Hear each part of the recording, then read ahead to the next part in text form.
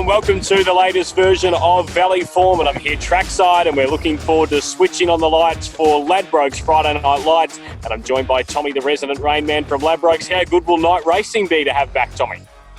Can't wait to have it back, Benny. Disappointed I won't be on the track on Friday night, but we're still set for an outstanding night of racing. The Moir Stakes, obviously the headline, but it's a card that's just packed full of quality right throughout. Exactly right. 5 group races on the card. Track currently rated a good 3, but there is rain on the way for those Jungle Edge fans. First race we're going to have a look at is the Piper Heidsieck Scarborough Stakes. Tommy, how did you split the 3-year-old fillies? Pretty keen on September Run here, Benny. Showed a really nice turn of foot to win at Flemington at last start. I think it's definitely the horse to beat here. Got a long way back in that contest, but I do think she's got more tactical speed than that performance indicates. I think she will settle a bit closer to the speed on Friday night with Craig Williams in the saddle. I think she's still got the scope to improve.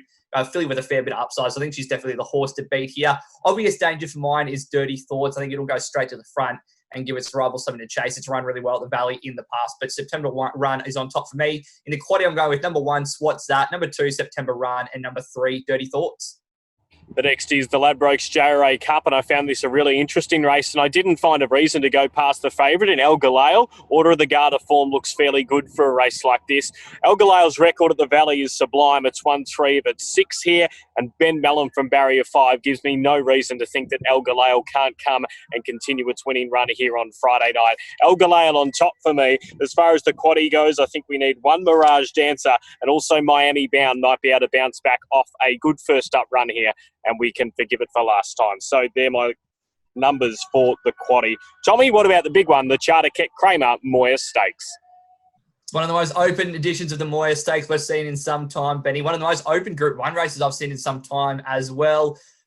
Maybe you think I've gone a bit mad, but I've landed on Jungle Edge on top. Obviously, I'm praying for that rain to come. I'll be doing a rain dance with Mick Bell. But I just think, if the rain comes, that gives him his chance to win in Group 1. But he's also got some serious 1,000-metre form on his resume, Jungle Edge. Early this year in the Challenge Stakes, he finished 3rd behind Nature's Droop and Red Zell. And I don't think there's any horses the quality of that in this field here. We know he makes his own luck right on the speed. Doesn't have a great record at the Valley, which is a bit of a surprise because you think it's the type of track that should suit him. But I think if the rain comes, Jungle Edge, the old boy, will never have a better chance to claim a maiden Group 1 win. You can make a case for just about half this field, Benny, and I could do it. But the other horse I quite like here is Pippi, unbeaten first start. We saw her quality when she won the Oakley Plate earlier this year. Just led from start to finish, never gave her rivals a chance. She's a mare I've got a lot of time for. But I'm going pretty wide in the quaddie here. I've got number 1, Trekking, number 3, Jungle Edge, number 7, Pippi, number 9, Fabergino from Perth, the favourite with Ladbrokes, and number 11, Hanseatic.